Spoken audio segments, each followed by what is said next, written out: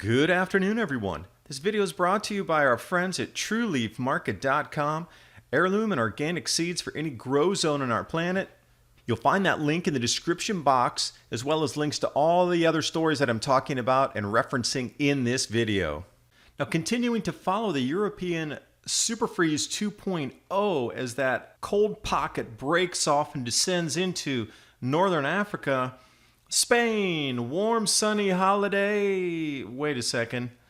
Road conditions, alpine conditions, Berlin, thick coating, snowy beaches in France, flooding in Albania, massive dust storms, Algeria under snow.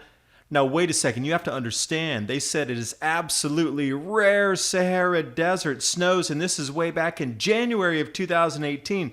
So where does this leave us? This is at the end of March, and this is how thick the snow is in that same exact area. They said it was super rare back in January. Snow totals here. Look at how much is coming down in Algeria. Look how much is coming down in Eastern Europe. Below normal temperatures. And also covering the nor'easter 4.0 in the east coast of the U.S. Look at the size of the hail that came down in Alabama. And also I get so many comments saying, oh, it's been like this in the 1970s, 1960s, had a repeat. Well, look how many sunspots there were compared to where we are now. Do you really see anything that happens with our sun affecting the climate on our planet? And while you're watching the video, please remember to subscribe to Adapt 2030 and click that bell so you can get the latest updates.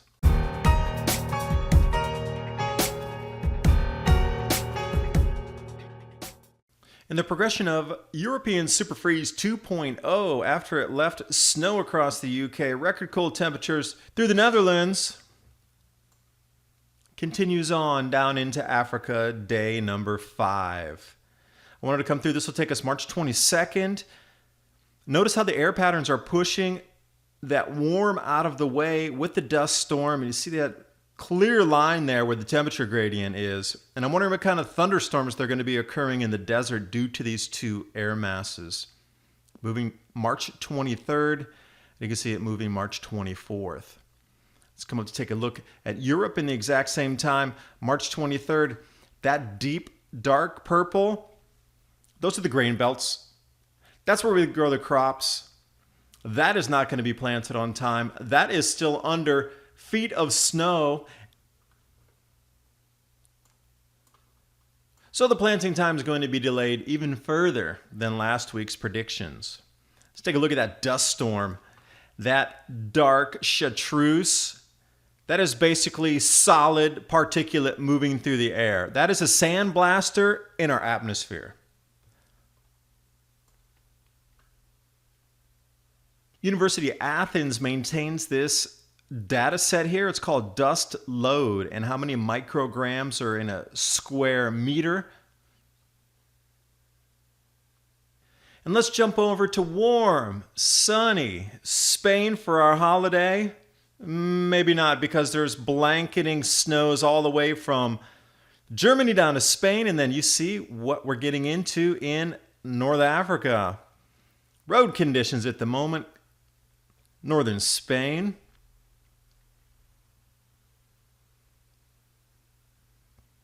Then we head up into the Alpine areas. Now understand in Basque country, as well as northern Spain, it is mountainous, but the snows that are coming down are heavy and a borderline record. They're setting so many new records that you'll start to see these coming over the next couple days as they get the actual measurements in.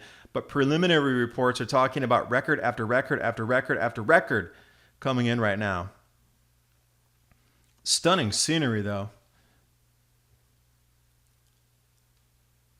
And wherever you look, all through the social media, it's just spring delayed because of snows. And that's all across Europe. That's across the eastern United States. But it's not across the mainstream media. Why do we continually need to come to social media to find the true state of what's happening with our climate?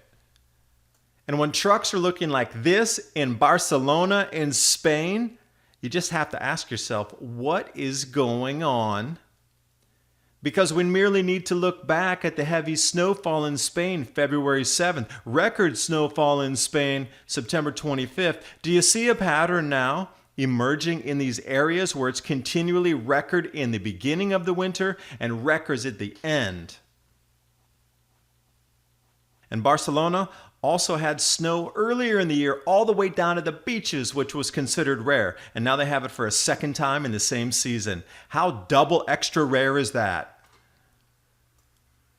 In the same coastal vicinity, western France, that looks like a nice holiday beach time with the family, doesn't it? Springtime's in the air. Bay of Biscay. And everywhere you're looking, it is snow in the vineyards, snow on the beaches, snow in the mountains. But it's supposed to be spring, and I thought it was the warmest year ever.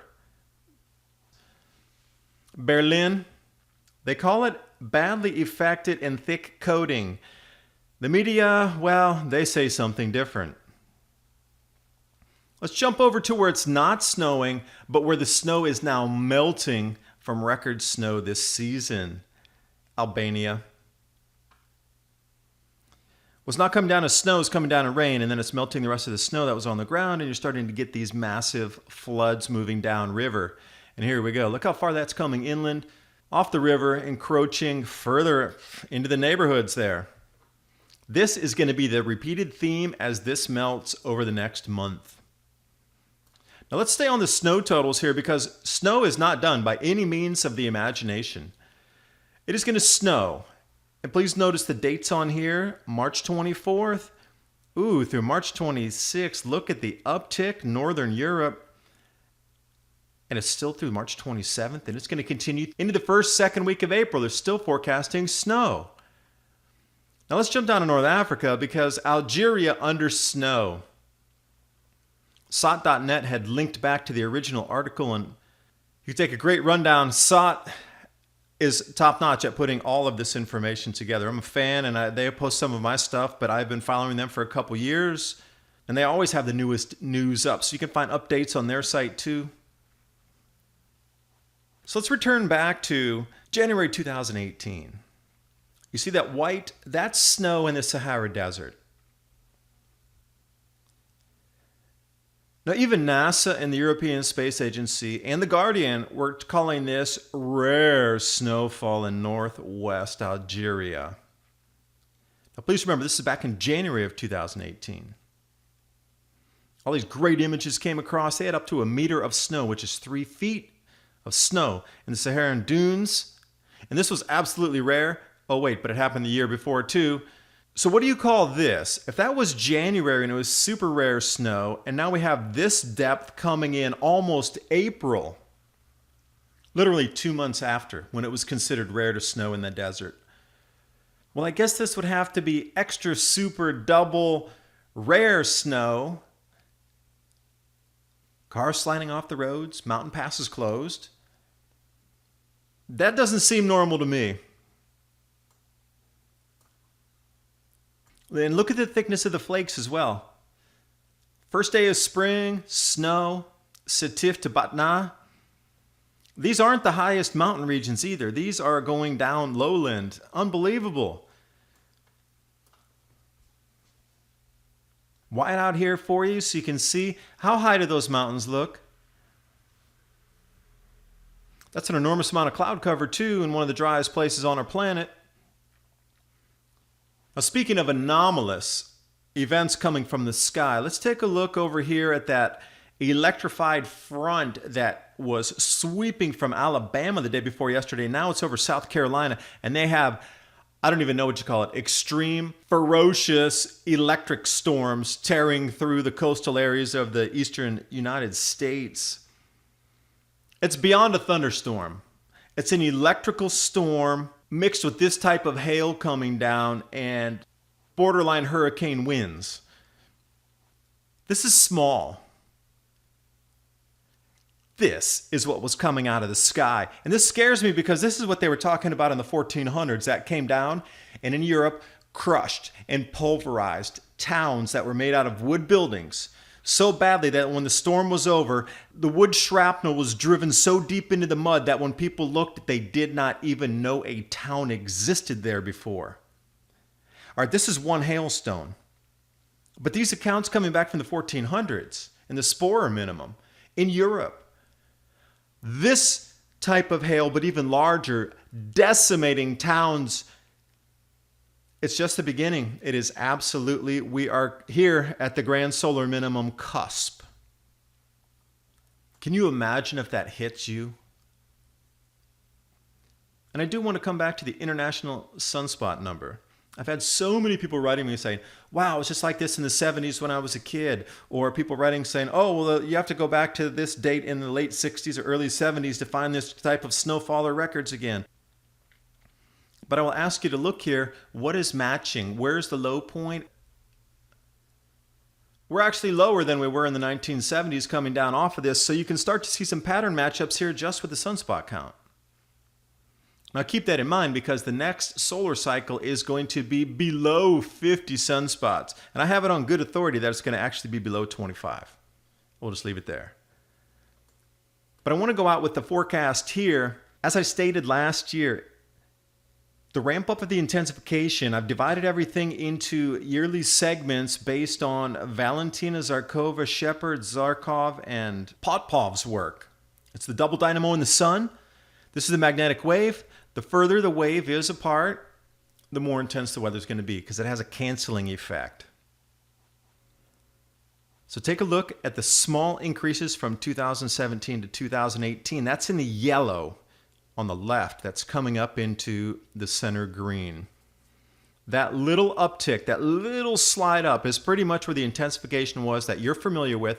And let's say July of 2017, and we started getting extreme weather, and then right into 2018. Let's consider that 1 unit of change. Well, you can see that that is definitely going to increase. We're looking at 4 units of change of intensity versus the last 6 months of 2017. You can already see how 2018 has started. We're only in the first quarter, so consider this 1 out of the 4 increases through 2018. When I say 4 times intensity, what we've seen so far is going to continue to intensify, but it's going to get stronger and stronger as we move forward. Now, I do want you to take very close notice because that ramp up from 2019 to 2020 has dwarfs both of the combinations of 2017 to 18 and then 18 to 19. It dwarfs that. This is what we are in for. Our crops are not ready. Our cities are not ready. Most people are not mentally ready. Our media is feeding us misinformation. And the intensity that is coming forth already, if we're getting this size of hailstones and we're not even literally like 1/15 of where we need to go into the intensity ramp up. You can kind of get an idea of why I've started my channel because it is such an urgent message that I'm trying to bring across. And I really hope that you do spread this through your social media. These changes are going to come faster than you can possibly imagine. It is going to be so swift and so devastating that we're not going to have a chance to react as a society. Our food production is going to be lost in seconds comparatively to what's good. We will have no time to react. And when you come to the harvest season this year and you see the United States lost 80% of its winter wheat crop already, and we're taking a look where they're behind planting in other parts of the world,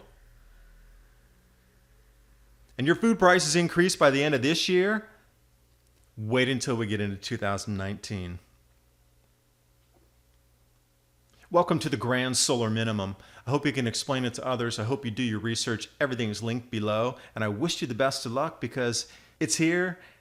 It's getting far more intense and it's happening faster than even the wildest predictions. We are heading deeply into something more powerful on a cycle. This is, in my opinion, I will unequivocally state on the record, I do not believe that this is a simple 400-year cycle in the Grand Solar Minimum. I do believe this is something far more powerful in the cycle, something maybe a coupling of 5 400-year cycles, and we're repeating a 2,000-year cycle, but something is much more powerful overriding the traditional cycles. We are vastly, vastly underestimating this. You should be reaching out to your politicians and asking them what are they trying to do to mitigate the grand solar minimum, because this is going to affect everybody on this planet. Thanks for watching. Hope you got something out of the video.